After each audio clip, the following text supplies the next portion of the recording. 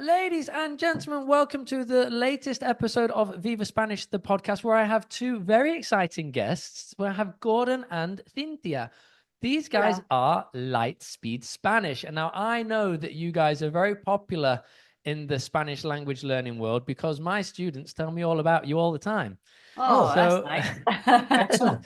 So considering that, can you explain, please, how LightSpeed Spanish came to be and what it is all about? Good question. Okay. Well, Lightspeed Spanish came about after we made two kind of goes at it, and it didn't work out. So we've the first thing that we tried to do a lot of years ago now, maybe 18 years ago, 17 years ago, we decided to set up a business called Moving to Spain. Well, before that, we had En Casa Spanish. We did En Casa first. Or was En Casa Spanish first, and then we did Moving to Spain, which didn't work out. But we'd learned a lot, and then we thought, hang on a minute, well, let's just start with the basics and help people from beginner all the way through. So then we came up with, we were obviously with the name like Lightspeed Spanish, we're thinking, how could we have Spanish and fast Lightspeed Spanish? So that was the idea. We started Lightspeed Spanish with the cheapest video camera you could imagine, with no editing software, no idea what we were doing. Well, the cheapest video camera, because we stole it from our college. We borrowed it. We borrowed it. We borrowed it. I didn't we steal still it. haven't returned it. I had permission. I had permission to take it, but then I forgot to take it back. But by the time we'd finished using it, it was so outdated anyway. I mean, it was neither here nor there. But we would do videos, and I would press the button with my finger. So you would see me, the start of the video was me doing this, and then you would see me stopping it. And that's how we just did these 10-minute videos, and and they took off. Everyone seemed to like them, because they were just nice and short and snappy and with good content. You seem to be ahead of the curve as well. If you were doing that all that time ago, before online learning became a real thing, you were well ahead of the game there. Yeah, I think there were a couple of people that I know of doing it. Notes in Spanish. We're doing it before, and so we learned a lot from them as well in style and But we wanted to do it our way as well. So that's how we thought we could do that. Why don't we do that? And I said to Gordon, why don't we do it on YouTube? Because before we used to just record it. Where did we used to publish it? On the website. Yeah, we didn't have any videos. And then I said to Gordon, why don't we just do videos, And that's how we started to do LightSpeed Spanish. Sure. Amazing. That theme of one partner Spanish, one partner English, it's a great balance. And now there are tons of couples who are doing that as well, So it is a good kind of structure to have for teaching. It's true. That's really cool. So those that haven't followed you, don't know who you are at this point in time, where can people find you? Because like I've said, a lot of my students know of you and listen to your podcast regularly and watch your videos. But for those that don't, where can they find out what you're doing? Okay, so we are on, so all that they need to search for is Lightspeed Spanish. We have a website, which is lightspeedspanish.co.uk. And then we're on YouTube, Instagram, TikTok,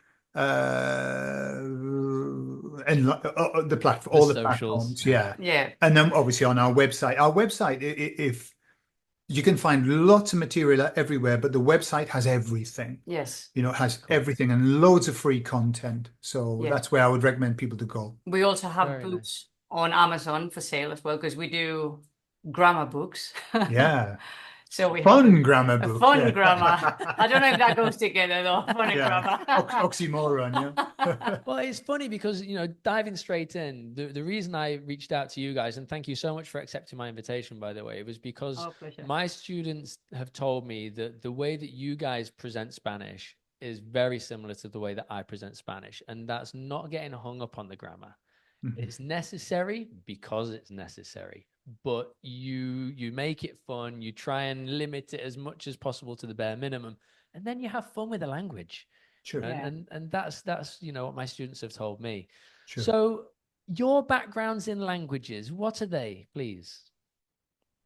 Well, I I studied English for many years before moving to England. I started when I was 9, and I was so terrible at it that my mom had to put me in an academy, after school academy, as we call it, to learn English because I was failing miserably.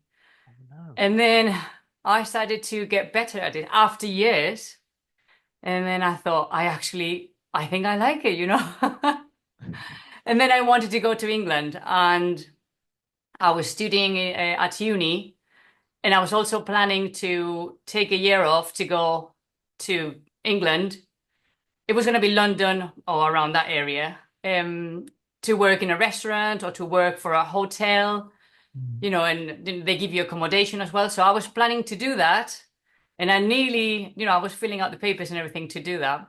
But then I met Gordon, and he said, well, he didn't say come over. I actually said, I'm going over to you. Autoinvitado, no? Yeah, I self-invited. Thank you very much. And then, you know, I was in England. I was so happy to be there because I had planned to be in England for so long. And I thought, what a better way, you know, to be there with a friend, because he was my friend at the time. Sure. That's really cool. Fantastic. So you're from Madrid. You're madrileña originally, Cynthia, right? Yes. So what part of Madrid did you grow up in? I'm from Torrejón de Ardoz. Uh-huh. So that's my area. Very cool. Very cool. And which language academy did you study at when you were doing your English over there? What's language academy? In just out of curiosity. Yeah. It was called Ebenen. Still there. Yes, there now. It's actually where we do our immersion courses now. Wow, so you've gone full circle. Full circle. Because I got to know all the teachers there, and because all of them were trying to help you. And I said to them, actually, you know, could we come here to teach Spanish? And they said, yes, absolutely. So now we teach Spanish in the academy where I used to learn English. So that is really cool. That's such a cool story. Really cool. So when you went over to the UK, Cynthia, did you immediately go to the Northeast? I know Gordon's from that way on. Yes. Very good. It's funny because a couple of my students have mentioned having recognized the Northeastern twang in your English accent. Really? Yeah. There's a bit, the northern vowels are easy to spot, and they're not easy to get rid of either. I mean, I suppose I have more or less, I suppose, your accent, but Gordon doesn't have a strong northern accent compared to the people in the Northeast. Sure. It dilutes over time, doesn't it? Well, I like it though. It has to. When I went to work abroad, and when you're working with people whose English is their second language, you can't have a Geordie accent because they wouldn't know what the heck you were talking about. Yeah. I love the accent now, though. At the beginning, it was a bit of a shock. Yeah. After learning, well, I was going to say proper English, not proper English. Sorry, like no, it's not Queen's English, but like standard, not received pronunciation English, very formal English, and how do you do things like that. And then you go to the Northeast and you think. That's it. That's not in my book. What does Yarit mean? Exactly. So funny story about Geordie in my life was the first day at university, I sat next to a guy and he was from Newcastle, and we decided, as you do on the first day, let's go out and drink to get to know each other. And about 11:30, he turned to me and he said to me, "I'm Ganyem." and I said to him, "You're what?" He said, "I'm Ganyem."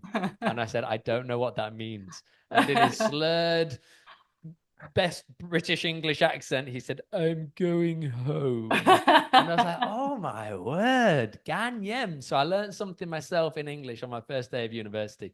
So how about you then, Gordon? Because obviously you're the person that's gone through the Spanish journey, which is what obviously the listeners are more possibly, no offense, Cynthia, interested in. Yes, I understand. Cynthia went through the Spanish journey when she was very little, from a baby. I started quite late on. So what happened? I was working in Morocco in textiles and doing very badly with my French, very badly. And my boss said, "Would you like to go to Mexico?" And I said, "Yeah, hey, I'd love to." He said, "You're probably going to have to learn a bit of Spanish." And his idea, a bit of Spanish would be sí, no, and gracias. Yeah. Okay. So I started to 6 months before I went there, I started to learn. And as soon as I started to learn it, I just thought, wow, I really like this language. This is a beautiful language. I'd learned French at school. I was speaking French really badly in Morocco, but it just didn't resonate with me. And then I started with Spanish, and it was like, wow, this is something that I want to learn. So then I had 2 years of brutal immersion in Mexico, working in a factory in a very small village where nobody spoke English. And so it was kind of, and I'm just writing about this, and I'm writing a book about the Mexican experience. And what I realized is that for whatever reason, I didn't get a teacher. I didn't think I probably could do with a teacher. So I was just learning what I heard, learning stuff, had a massive confusion. But by the end of 2 years, I was what you describe fluently crap. I could speak fluent Spanish, but really badly. And then I came back to the UK, and I started to study it. I did my GCSE, then I did my 2 years of A level, and then Cynthia and I met, and then I continued and I did my university degree in languages, Spanish being the predominant one. So that was kind of the journey of the formal journey. But of course, then Cynthia and we started teaching Spanish on a private basis, one-to-one classes. We started to do after-school clubs and things like that. So what I found, and you probably found this as well, Lee, the process of, if you want to learn Spanish, teach it. This is what I often say to people. If you want to learn Spanish, teach it, because as long as you're one step ahead of the students, just one class ahead, that's all you have to be. And so through the process of teaching Spanish, and with Cynthia's help, I've been able to kind of understand the best way of explaining Spanish, in my opinion, the best way of explaining, rather than just, a cold, dry book saying this is what you have to say. Once you've been through the journey like yourself, you understand what the process is, and it's much easier to explain it. Yes. Yeah, I completely agree. It's funny you mentioned about being one class ahead, because I have a group of gentlemen on a Monday evening that are a very similar profile to me. They like to have a laugh and a joke. And I tell them, when they ask me a question, I'm like, I don't know, I'm only one class ahead of you guys. Obviously, I then save it with the answer of, that's my disclaimer. But I always joke with them, I'm only one step ahead of you. Sure. I found, and I don't know if you guys would agree, that Spanglish and the mistakes that Spaniards make in English were a big help to me learning Spanish too. Sure. So when you hear that for to go is a typical one, I should to see, you have all of these things. And therefore, when I teach the Spanish, I say, when you hear Spaniards speaking in English, they'll say this because, and it's because of this is the structure in Spanish. And with a lot of them, it just gives them something to hang their hat on and go, oh, okay, that was the time when Lee explained. So that's what we must need next. So yeah, it's very, very interesting. So what other languages do you have then, Gordon, in particular? You mentioned a predominant Spanish. You mentioned bad French. Was that your other language? I've still got, and when I started to learn Spanish, the French that I had just went, woo, no vamos. And it went from my head. It's still there, and I think I could, muster it up, but very present tense French, etc. I've been learning, both of us have been learning, just for a challenge, Esperanto for a year. We're busy learning that, and I've just started. I'm like 4 years behind Cynthia with Portuguese. So wow, that's cool. On and off Portuguese. Portuguese and Esperanto, just so that we thought, hey, if we learn Esperanto, when we go somewhere, we could use it and nobody would know what we were saying. That's true. We started it because somebody said to us, oh, Esperanto is only 20 lessons on Duolingo. We were like, 20 lessons? Well, let's learn that language. It wasn't 20 lessons. It wasn't 20 lessons. It wasn't 20 lessons. It was 20 blocks of lessons with about 100 lessons in each. So anyway, we were fooled into it, but it's fun. It's interesting. It's fun. It's just a way of keeping you. It's like a mix of languages. Yeah. So if you speak English and Spanish, you can work out why things are like that in Esperanto. Yeah, that's really cool. Do you know what? I've just got back from Croatia. And the taxi driver was intent on talking to me. I must have one of those faces. Taxi drivers just love to talk at me. And they know that I don't understand. But it was really interesting because I could pick up enough words within each phrase just about to understand what he was getting at. And it helped that he was talking about sports things. And he threw in athletes' names. You know, Modric. I got that one. And Kovacic. And he mentioned Djokovic and all of these. And it was catastrophe. That was one that he kept mentioning. And mafia and politica. Do you know what I mean? And between the languages that I do know, which I'm limited to my English and my Spanish, I could still piece together enough based on the information that he was providing me with. Yeah. But that's amazing. Did you ever think about Klingon perhaps as a language to learn? Klingon, no. I'm avoiding all of those kind of languages. Yeah, just because of the limited ability to speak them, you know. You mean it's not on Duolingo? No, I haven't seen Klingon. Have you seen Klingon on Duolingo? We haven't said that I speak Geordie. I speak Geordie as well. Yeah. Geordie. Trilingual, multilingual. Yeah. So interestingly, Gordon, what are your thoughts on the crossover between the Mexican Spanish that you picked up, obviously in Mexico, and then what you've learned with a native Spanish speaker? Yeah, it was an interesting time when I came back from Mexico. Clearly, I had a Mexican accent. Yeah, because we laugh about it. Because when Cynthia and I met, I had a Mexican accent, and she had an American accent. So between the two of us, it was like, right, hang on a minute, something's going wrong here. So what I was aware of was that lots of things that I'd learned in Mexico just weren't working when I was talking to Cynthia. She, she would say, we don't say that. Yeah. And things like the subjunctive Not as well. with that face. No, I wouldn't pull that face. No? Like, All right. I said, all right. We don't say that, she would say, with a big smile. But so with subjunctive as well, the subjunctives used slightly differently in Mexico to how it is in Spain. Yeah. So what I realized, and we were teaching people who were primarily going to Spain to learn to speak Spanish. So I was thinking, I'm really not doing any favors by teaching them with a Mexican accent, not saying cerveza instead of cerveza. So I realized I had to do something. So it took me 3 months to change my accent. Okay. And I had to do it by reading out loud every day for 3 months and kind of creating a loop of that's not what I'm hearing Cynthia say, so I'll say it again. And little by little, I got there and I changed it. I mean, obviously, again, it's a work in progress. But how would I say it? The Mexican Spanish and Spanish from Spain, the structure's identical. Like 98% of the Spanish is the same. Yeah.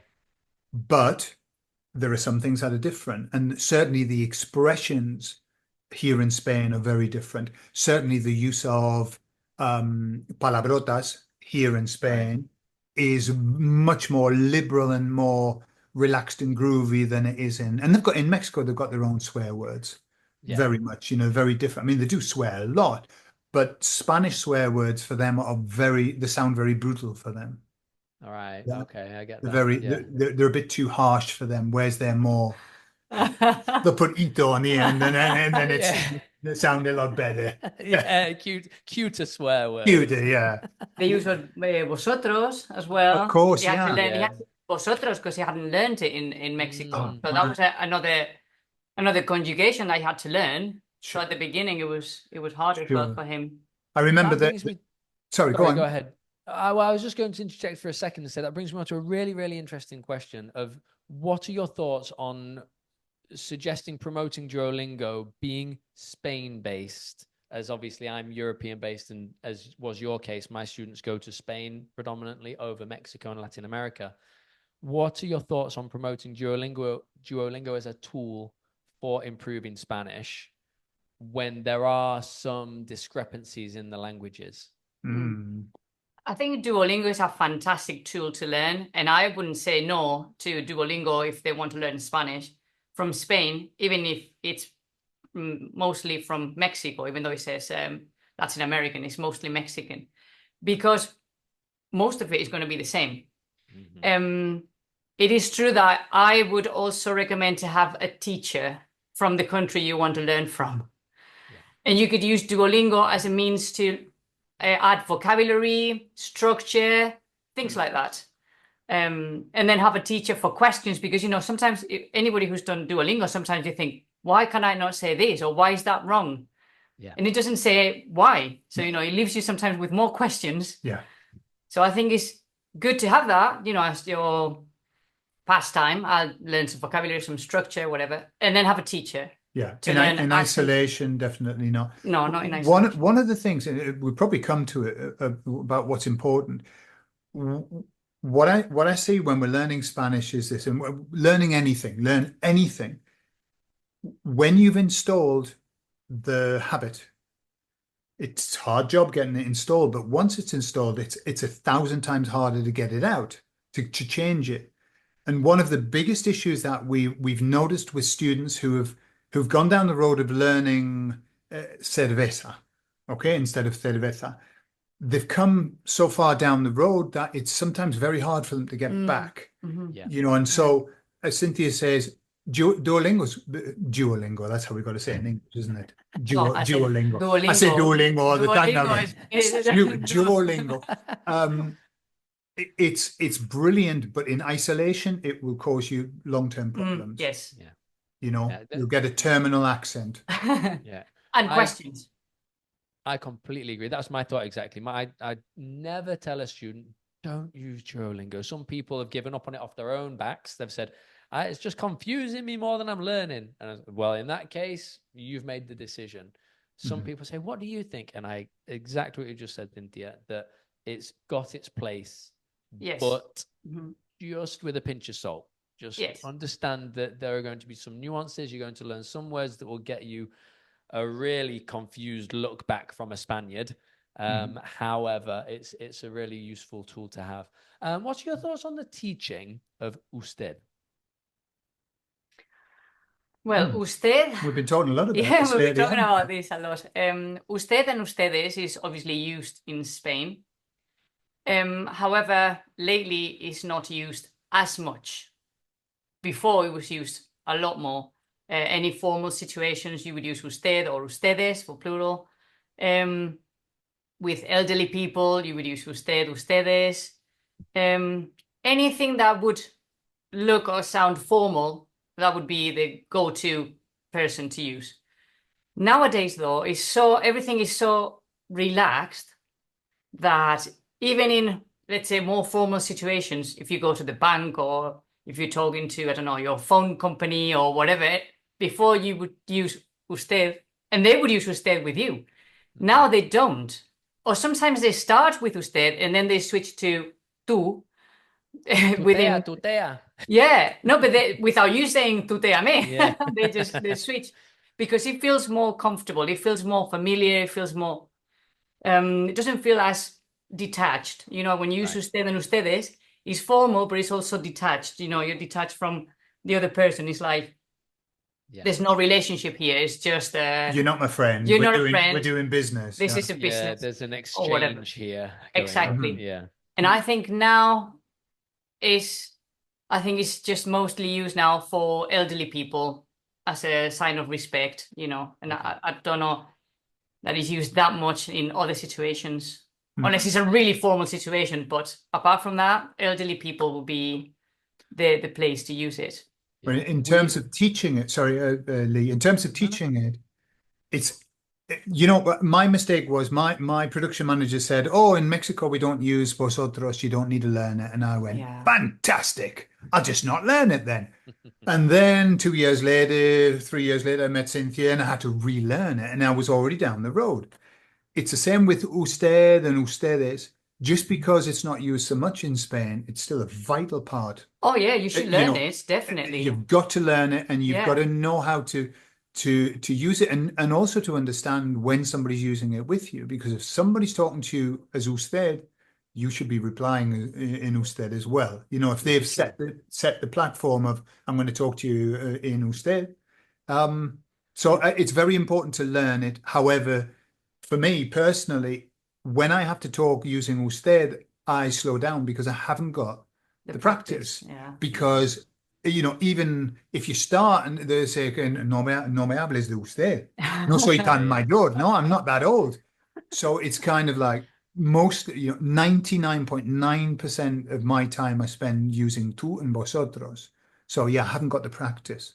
And 99% of the time that I've talked to somebody using usted, within a sentence, they've said to me, tuteame. Yeah. Always. Well, 99% of the time. Sure. So sure. It's just not that used now. Because I'll be very honest. This is where slight misalignment, because I do tell my students, particularly in the, your students maybe are slightly different because they're living in Spain. I imagine some, at least obviously the ones that you'll have face to face on a regular basis. I say to mine, don't waste your energy on it. I said, we've got limited brain capacity to spend 8% or however many percent it turns out to be of learning that usted goes in the third person singular and usted. I said, just don't worry about it. I said, I used it 10 times in 8 years, speaking to old people if they wanted my seat on the bus or the metro. Yeah. You know, but it's good. It's good that we have these conversations. And Sure. it's a really good investment of people's time to decide for themselves if they think, do you know what? I think Gordon's right. If somebody speaks to me in Spanish and they use usted, I really ought to know what they're talking to me about. And so it's valuable, really valuable. I think just to add to that, Lee, there's certain things that we for example, I'll give you an example. When you're using the sentence, for example, le di a Maria la cosa. Okay. La cosa. La cosa. Okay. So I give Maria the thing. I give Maria the thing. Is, you know. The thing. Yeah. Okay. Just imagine what it was. So the shortened version of that is se la di. Okay. And what I say to the students is that's, you know, it's supposed to shorten the sentence down, but that's a very complex thing that you don't need to use, but you need to understand it. And I would say exactly the same with usted. You don't need to use it, but you need to understand it. So you need a rudimentary understanding of it. Yeah, you don't need to spend all your time. Before it used to be people would only speak using usted when they were learning. Like they would learn usted and that was it. No, that's not good. They need to learn tú and vosotros, but you need a rudimentary understanding of usted. Yeah, usted. I don't disagree. Absolutely. So you guys are a couple. Yes. You started out as friends, obviously, like you mentioned. Yes. When you decided that you're moving in with Gordon, and you I decided. As is I made the decision. And what's it like podcasting with your partner? Because obviously you guys have spent hours and hours behind the in front of the camera with the mics on.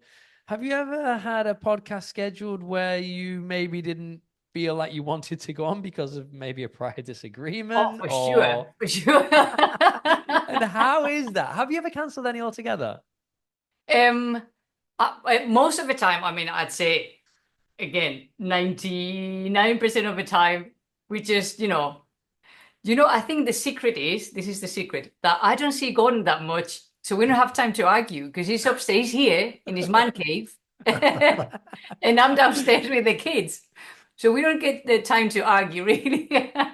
Well, this is a real good thing. Yeah, it's true. So we don't spend that much time together because he's always working up here and I'm downstairs. But yeah, we've had some moments that we've disagreed on something and I go, right, let's not record because we're not in the mood.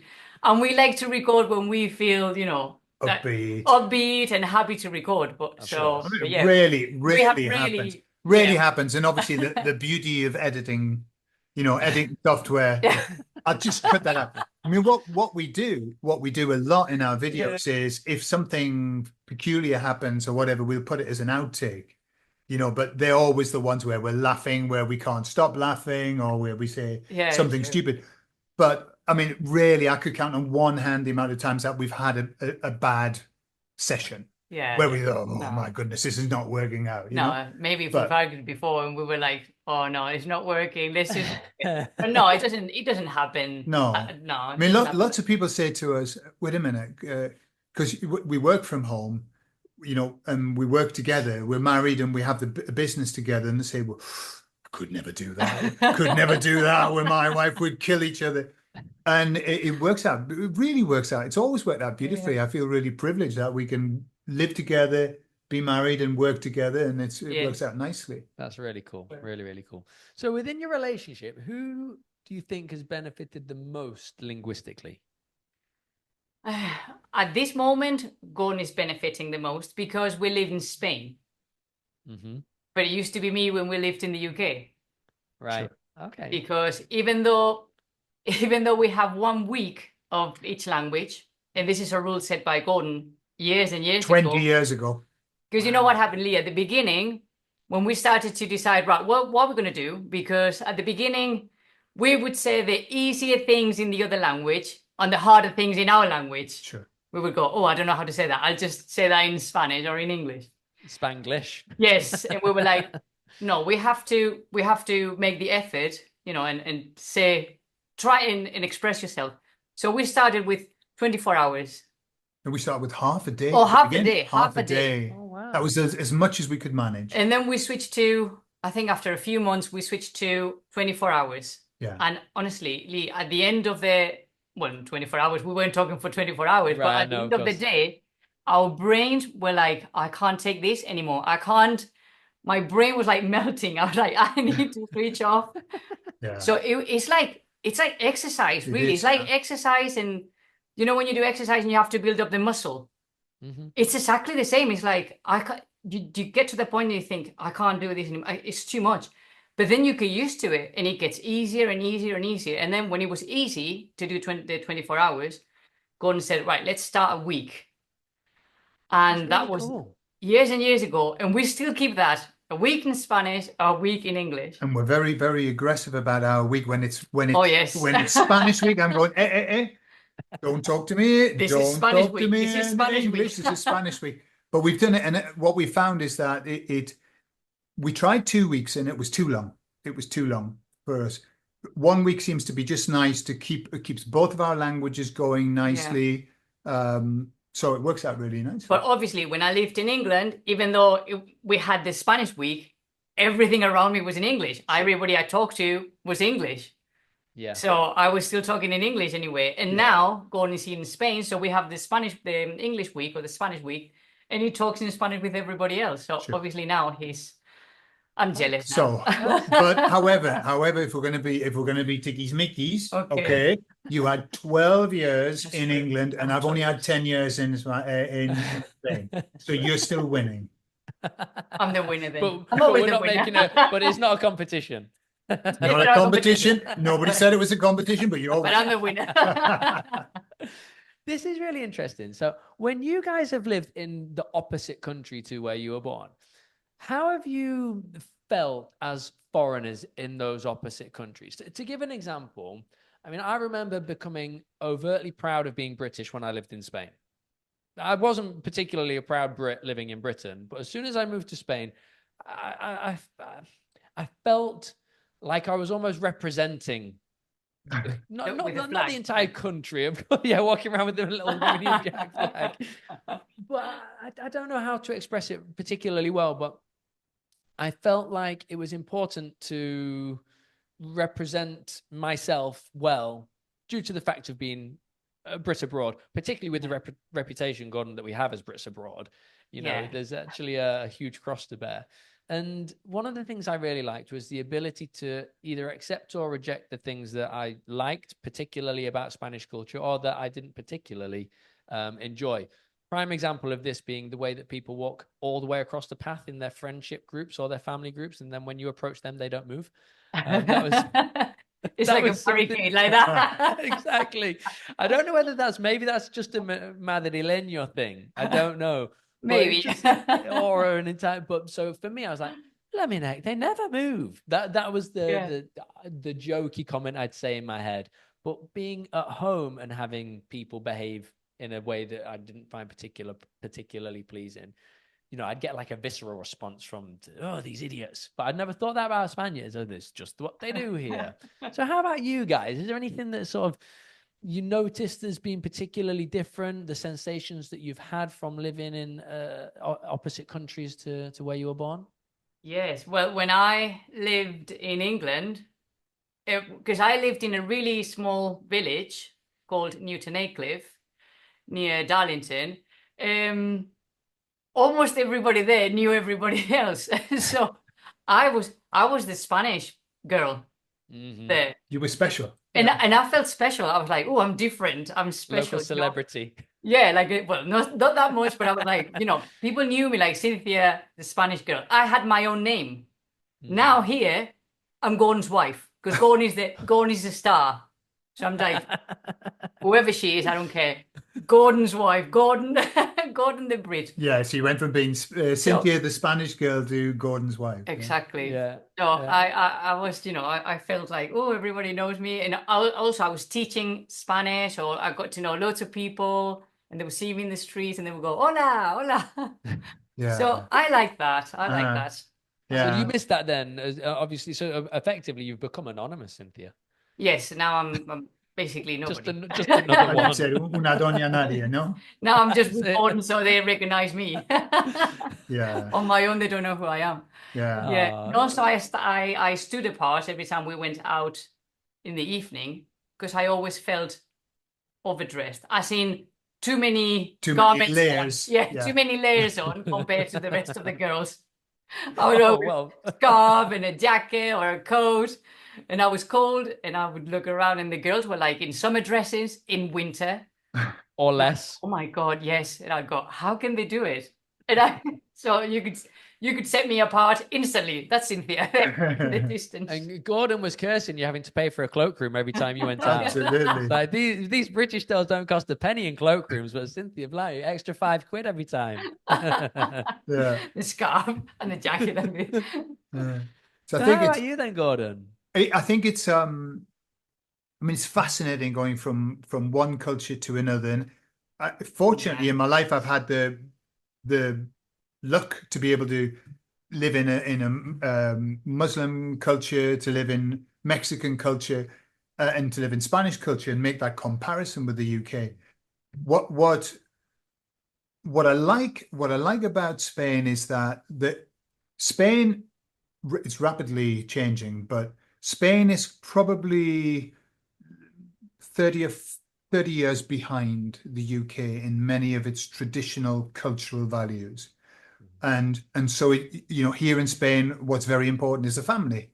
Very, very important, you know, and I mean, it's only recently that it's starting to change, whereas everybody would live in the same barrio. There were, you know, auntie in front, cousins down the road or whatever. Spanish families talk to one another constantly, all through the day. They're constantly checking. You know, checking, is that what you've been, what have you eaten, what are you doing today? What do you have you had lunch? Yeah, which is the other thing as well. So family's very important. And also, and it isn't just food, but the whole idea of getting together and eating together and things is absolutely the most important thing for them. You know, sitting down, vamos a tomar algo. You know, a tomar algo is like an expression. If you had €1 for every time that was said in Spain, you would be a trillionaire. So there's some lovely values that I really like, that I saw disappear from the UK. Or, you know, or was it ever there? I don't know. You know, families have always, in the UK, people, they leave home and they go and live in another part of the country. It seems to be the standard thing to do in the UK. It isn't so much in Spain. So I really like that. One of the big culture shocks for me, if you're going to talk on the negative side, is that in the UK, on the roads, people are polite. Yeah. You know, they let you go. I mean, in fact, sometimes it gets ridiculous. No, come on. No, you first. No, you first. You first. Yeah. But here in Spain, no. Yeah. Here in Spain, it's get in if you can find a gap. Yeah. Don't get me started on roundabouts. Oh my goodness. Oh, roundabouts. Oh. We nearly had an accident. We've nearly had 2 accidents lately on roundabouts. Yeah, roundabouts are just they're very new here in Spain. People really haven't got the concept yet. They haven't got the concept. But yeah, the driving is, and so what Cynthia when she came to the UK, that was what she used to say.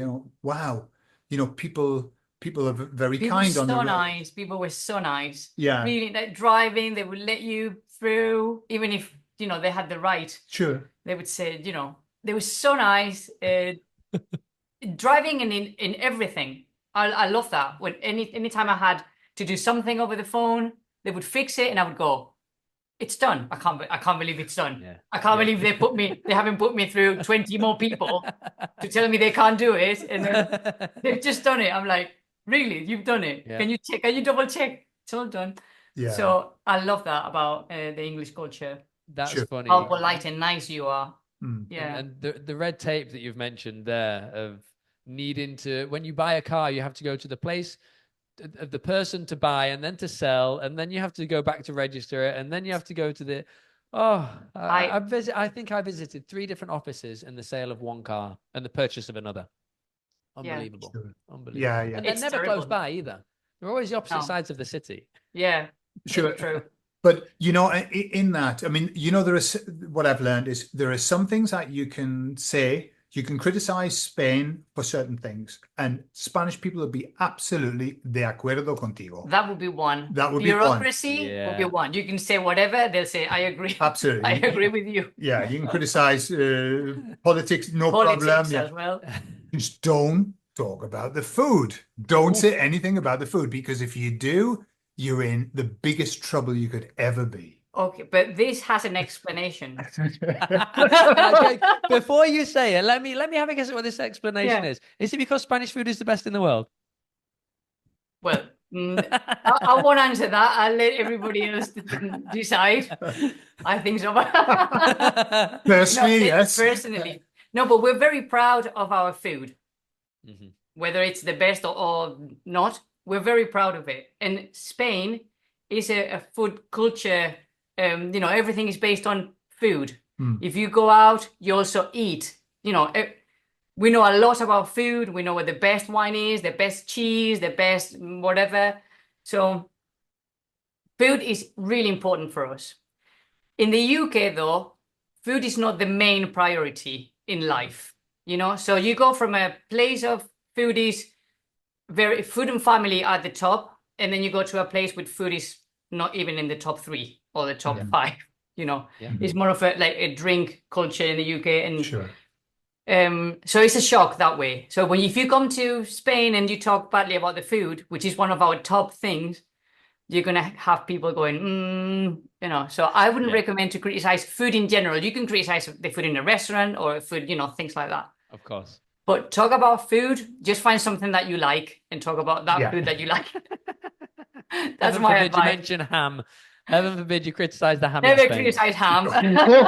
Never. I always say to our students, you've got to learn things like when they say, ¿Qué tal la comida? You've got to say, está riquísima, está para chuparse los dedos. You've got to be effusive. Whereas in the UK, they put your plate down and they say, eat it now. Don't wait for anybody else. Eat it while it's hot. Get it while it's hot. Yeah. Certainly in the Northeast. And then our comment is, yeah, that was nice. That was hot. Thanks, that was nice. No, I mean, that was nice. That just doesn't wash in Spain. And you don't sell your food. You've got really nice food in the UK. Yeah. That people don't know. People just know fish and chips, which is nice.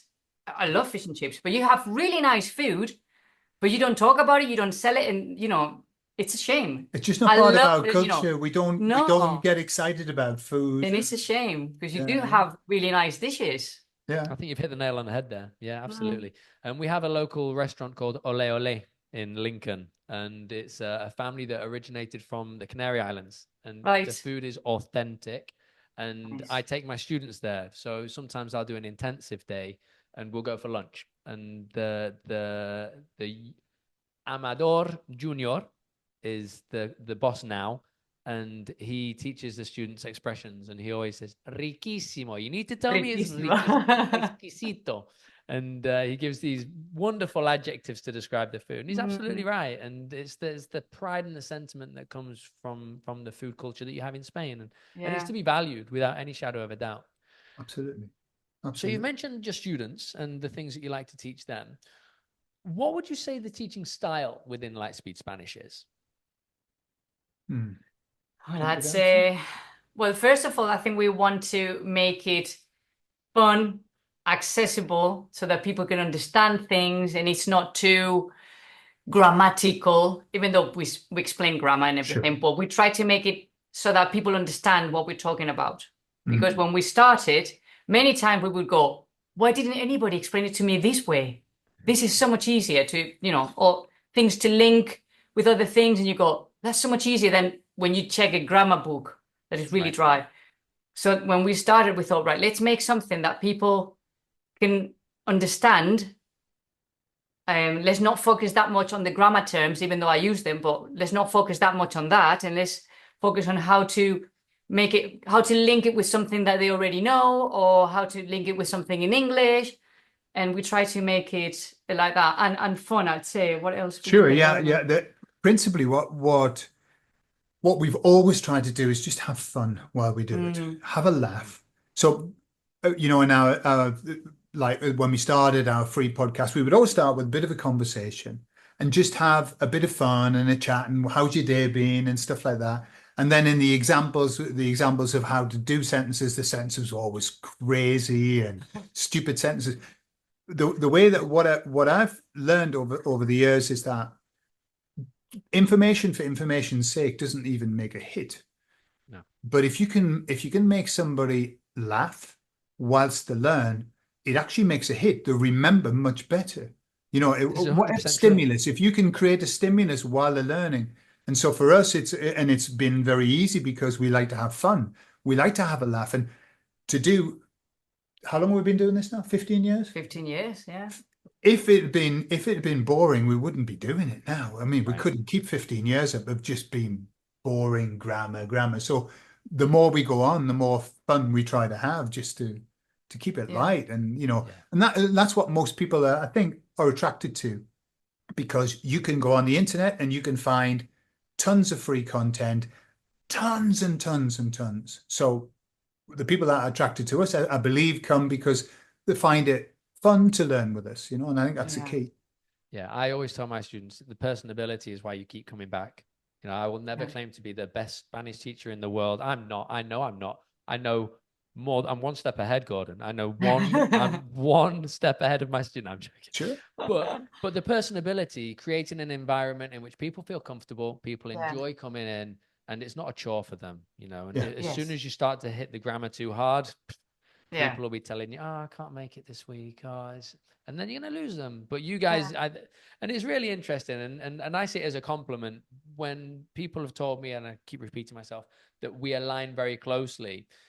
I heard your podcast and I thought, that's a compliment. Like I'm pleased that people think that, because I try to recreate the same sorts of environment as you've just spoken about. Sure. And my tagline for Viva Spanish is Spanish in context, not from textbooks. Exactly. That's really good. That's good. Minimal grammar, but it's necessary. They need to know why.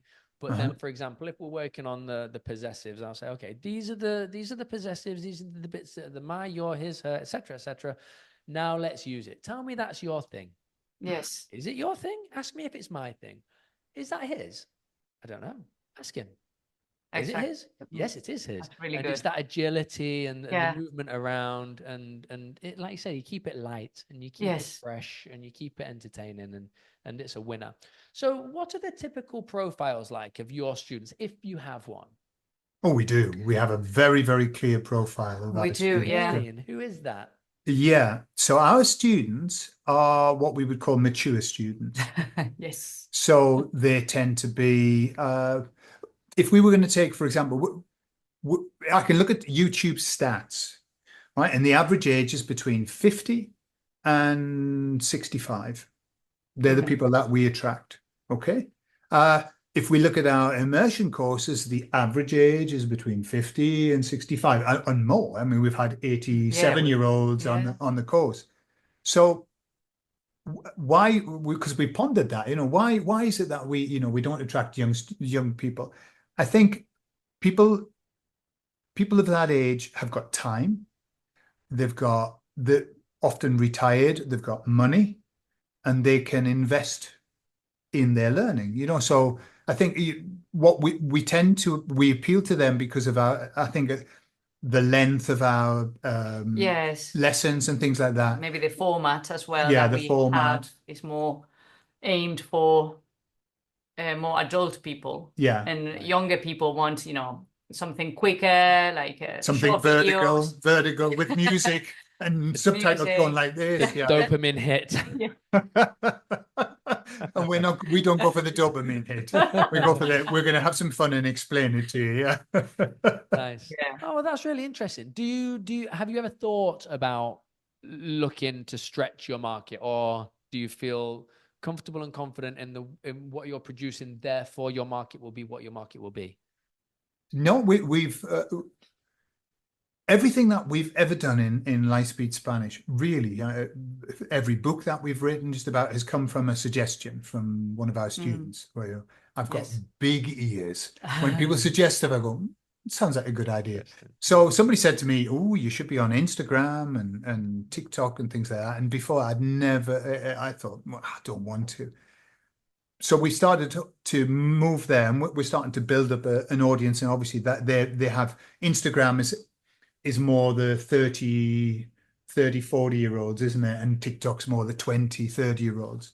So those markets are growing as well. But it's early days. But certainly, every market that you go, for example, in our YouTube videos with our audience, we only have beautiful comments. I mean, rarely do we get bad comments. Yeah. Always very really positive nice. And thank you very much and everything. When we moved to Instagram, oh my God, I don't read them. They're horrific. Is that right? I can't. Yeah, not all of them. I haven't read them. No, you don't want to. Don't. It sounds like you shouldn't. Don't. It's just not worth it. There's some things that can't be forgotten. But however, that's not everybody. Just it happens to be obviously that platform. People are more sort of interactive, and you're talking a load of rubbish, and that's a load of crap. And what do you know, you English person who throws yourself off balconies and stuff like that? That's balconing, the famous British Spanish. Dear me. TikTok's not. The comments are few and far between, and that's growing as well. But Instagram is really growing. I suppose it's funny, isn't it? Because we do shorts and we talk about the culture differences and stuff like that. And some of them, they're not polemic, but I'm just kind of saying, hey, this happens if you're a Spanish person, you go to UK, don't do this. Just comparing the cultures. And if you're English coming to Spain, it is polemic. In Spain, don't. Spanish people shouldn't do this, or English people shouldn't do this in Spain. So it's kind of like just trying to show the cultures. But that for them is obviously polemic. Any English person talking about Spanish culture, but that you've got a target on your back. Who are you? Yeah. What do you know? People take everything really seriously. I know. Sometimes. It's like, it's just a video. Yeah, exactly. Talking about queuing. yeah, exactly. In Britain, you make an orderly queue of one. That shocked me, to be honest. I mean, I don't have a particular presence on social medias and whatnot. And I do the podcast really because I enjoy talking about Spanish, and I enjoy speaking to people that know about Spanish too and have been on their own journeys, which is, like I said, why I got you guys on. So that does shock me that you have some haters. Well, they're not haters. They're just saying, don't talk about what you don't know about. That's basically what they say. Who are you? You don't know. You're British. You don't know. You just throw yourself up balconies and get drunk. Profiling. I guess that's the reputation that you have been. Well, unfortunately, it is. I mean, you mentioned it. Brits abroad. And the trouble is, Gordon, somebody that looks like us always ends up getting gored at San Fermin as well. every year. There's someone that looks very much like you or I with the lighter hair and with a bottle of wine in one hand or calimocho even. That is true. So if you were to build the perfect student, as in Spanish learner, what characteristics would you give them? Name a few characteristics. You start, Cynthia. Well, they would have to be optimistic. They would have to know that they have to persevere. Sure. They would have to know their why. Why am I doing this? That's important. Yes, because if not, you think, well, I'll just leave it. But if you have a why, a motivation, then you keep at it. I don't know, it could be you moving to Spain, or you have a partner, or you have family, or you like the language. Really good whys. Sorry to talk over you, Cynthia. It's just I've had some really good whys over the years of why people do want to learn it. The best one for me was that a student's grandmother had moved from Spain to the UK and had spoken to this gentleman's father in Spanish.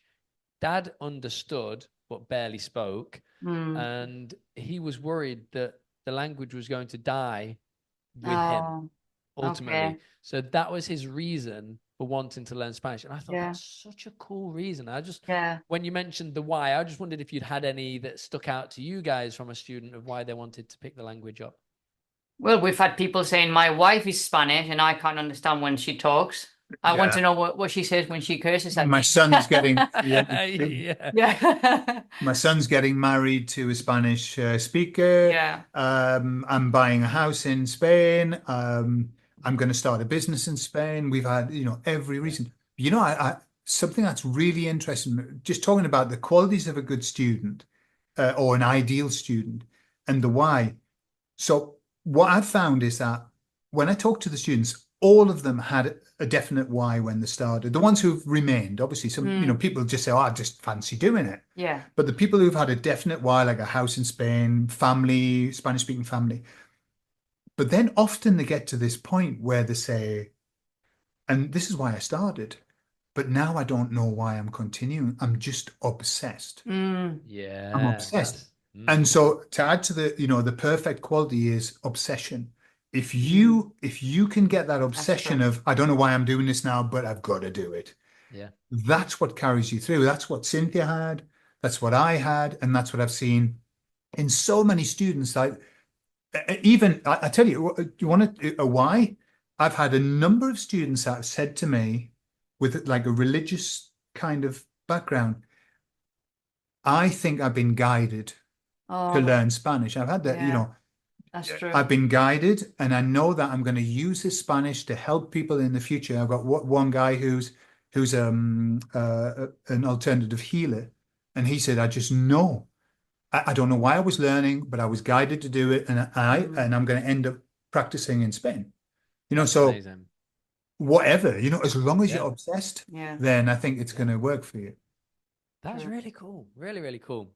Is there anything else you'd like to add? So you've got the obsession. You've got the why. You've mentioned the optimism. I think one thing that holds us all back is having unnecessarily high expectations of our own performance.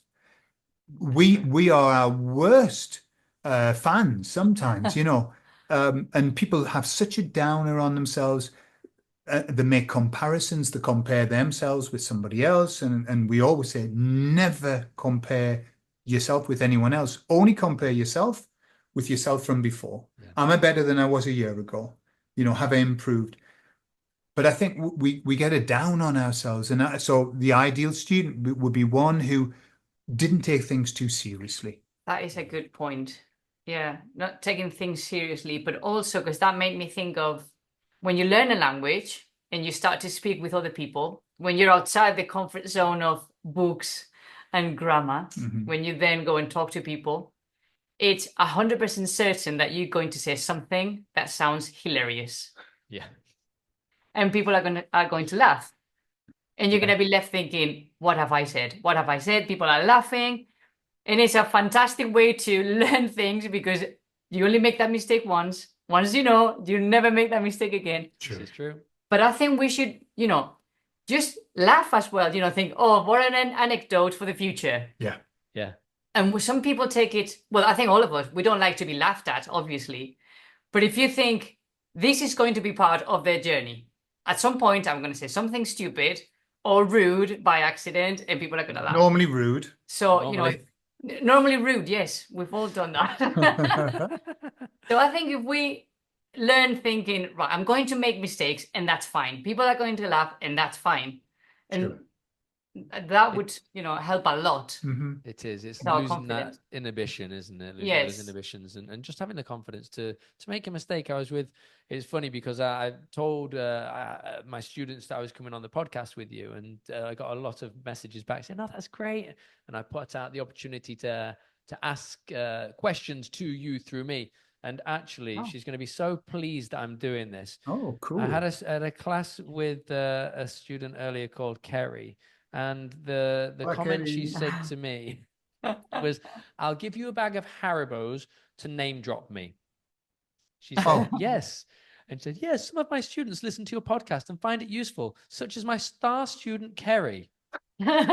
Or something along those lines. So I feel like I'm owed a packet of Haribos. Absolutely, yeah. But she does listen to your podcast and she is a big fan. So Kerry, there you go. Muchísimas gracias, Kerry. So moving forward, in your opinion, can anyone learn Spanish? Anyone can learn Spanish. Yes, I'd say you can. If you take into account what Gordon said about expectations of how long it's going to take and everything, if you just do it at your own pace, because some people learn faster than other people, and some people have more means to learn than other people. Some people can spend more time. Some people can spend more time. Some people live in the country. Some people have family. Some people, and maybe you don't. So if you take that into account, and you don't have a limit of, I have to learn Spanish, by the end of the year or in 3 months, like some people say, or 6 months, I have to know this in 6 months. If you don't have those expectations, I think you can learn Spanish. But if you have these expectations, then I think it limits you and you may feel really frustrated. Sure. That's what I think. The biggest block to learning comes from our experiences before. If we've had bad experiences in school, and we've had people telling us that we can't learn, and that happens a lot. It's one of the biggest blocks to learning is we've had a bad experience in the past when we were children, and it stays with us, and we don't believe that we can learn. When you don't believe that you can learn, you can't learn. That's the issue. It's just everybody's got the capacity, but if you've got this block of and you hear it all the time, oh, I'm not a good learner, I'm not a fast learner, I can't understand grammar, and people talk the game down tremendously. So again, if you want to learn a language and you've got some learning blocks, you probably want to work on them too. It isn't just about learning Spanish, it's learning how to learn. Mindset. You have to have a growth mindset, because without it, don't even bother, because you're wasting your own time and you're wasting ours as well. Which it can be overcome, of course. It can be overcome. It's just another aspect of that training that you mentioned, like going to the gym, training your mind to see the opportunities rather than the obstacles. So for sure. So if a student were to sign up to your program, what would the first handful of lessons, for example, look like? Where do you prioritize the start of the Spanish language journey for an absolute beginner? Absolute beginner, okay. Well, first and foremost, I'll tell them to focus on pronunciation.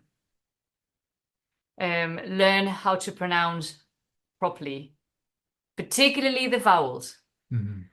Because I think that's one of the things that, even if you could be intermediate, for some people have the English vowels, and that makes a lot. If you speak the language with a really good accent, it makes it look you speak better.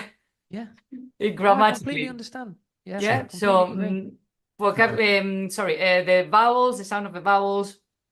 Well, the whole alphabet as well. Then I'd say vocabulary. And then, I think it's at the beginning. Or what we've got, we set up this all these podcasts of from absolute beginners, and we went through always starting with the alphabet. Yes, always the sounds, and then building up. I think it's important to build up to get a mix of handy sentences so that you can start using it. Learning how to order a beer, learning how to order in a restaurant, things like that. Order a beer, that's the first one. It's important for us Brits. Before the alphabet. Absolutely. Yeah, straight away. Never mind that. How do you say it? But at the same time, then balancing that out with learning how to conjugate your verbs. Conjugation. Understanding masculine and feminine in Spanish, because that's ever so important, because it's the fundamental basis of everything that you're going to say. Yes. So that's kind of the way it's like, practice it. Let's have some tools as well, because there's no fun just saying, yeah, I know how to conjugate tener. Right, what are you going to do with that? Don't know. Yeah. Don't know what I'm going to do with it. Whereas if you can then have practical stuff so that you can start to see, people like to see a bit of feedback. I was able to ask for, a bottle of Coke or something like that. Yeah, that's interesting, because speaking of specifically the verb tener, honestly, I can see completely why my students tell me that we align, because my first lesson is how to pronounce well in Spanish. I go through all of the sounds of each of the letters, and I say, if you can nail this, then you're already onto a winner. And it's an easy win, right? As a teacher, because they see progress. When they walked in the door from the first day, they didn't know what they're now leaving with. So it's an easy win as a teacher, but it is so important. And then I'd say probably a handful of lessons in, I teach how to speak about ages. Now, it's not a common conversation that you will have with people. However, it's the verb tener, which is a fundamental, and it's the numbers. The numbers is a good one as well, because in our classes, when I teach advanced students, when you get to the hundreds, 100 and it's a bit dodgy, isn't it? Yeah, it gets a bit dodgy in that area. Especially 5, 7, and 900. Yes, they're the 500, 700, 900.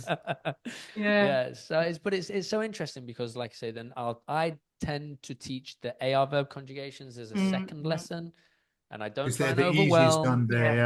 Then the ER the following lesson, and I allow them, and I set homework. I don't know if you guys set homework, but a little homework, and it's always practical. Find 5 regular AR verbs, give me a sentence with each of them. Please try and use the different subject pronouns.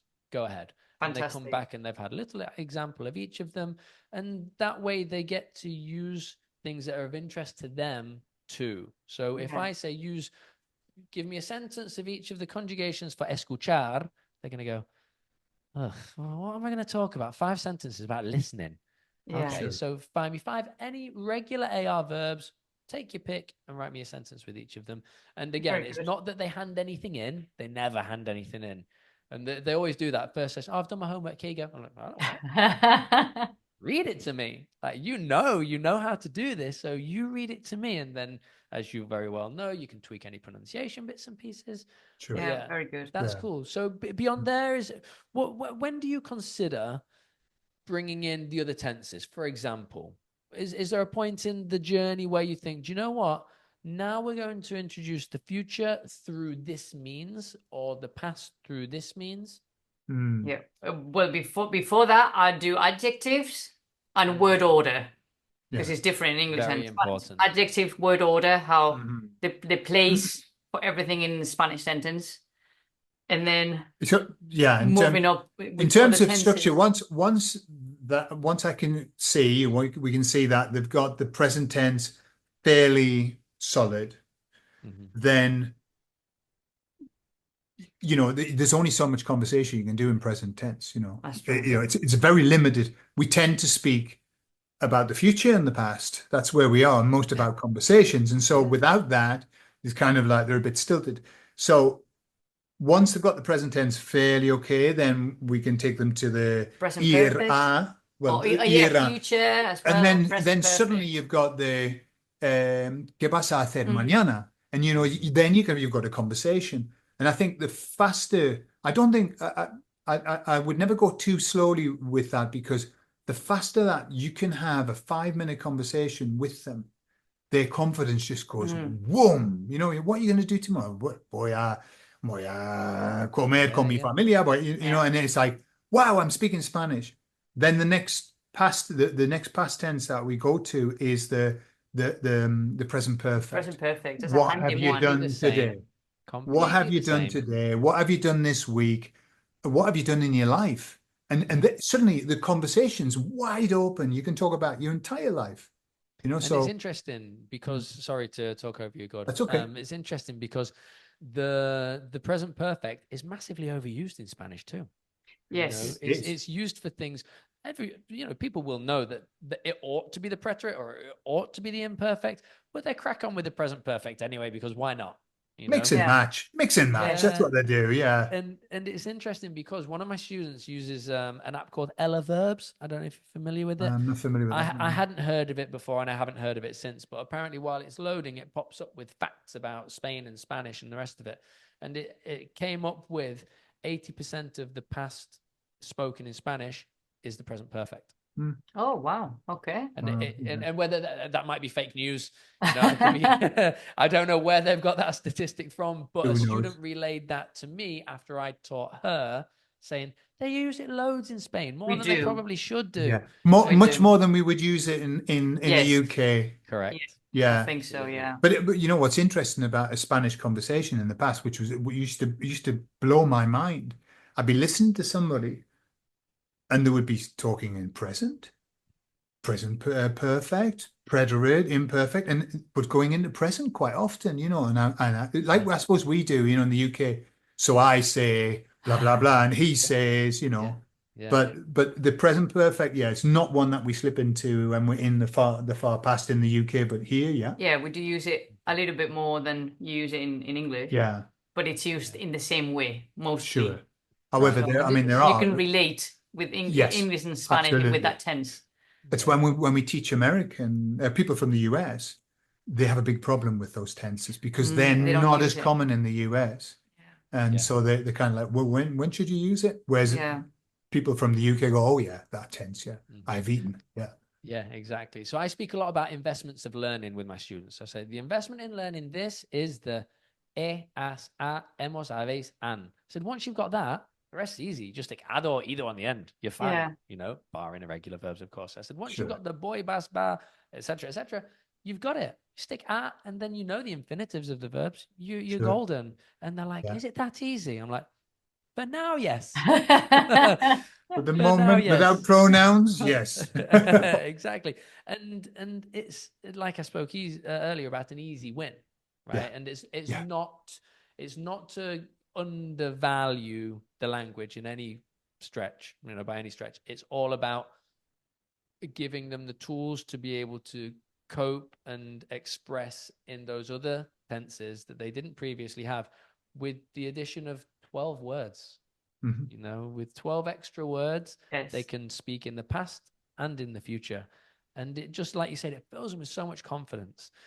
It's interesting because I tend to teach for the first time the present perfect when somebody's done an important thing. For example, gone on holiday. I'm like, right, today's the day we're doing the present perfect. I'm like, oh my gosh, that sounds scary. I'm like, it's not scary. It's really easy, but it's going to open a huge door. And I speak about it growing the potential of their Spanish. If they only know the present and then we go into the past, I said, it's doubling your speaking potential. Absolutely. And if you're going from the present into the future, obviously depending on if they've already done the present perfect, it's either 50% more or doubling again into the future your speaking potential. And they go, please, I thought it would be harder than that. Well, again, for now, it's not.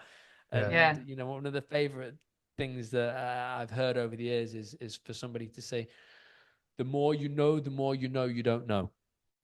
That's true. And that's a danger because it messes with your head. It's true. You can do all of these things, and then you open up the door to the subjunctive, and oh my gosh. Yeah. Don't worry, because you know all of this. Don't forget, you've not forgotten what you know. You just recognize now that this next bit is something you need to learn still.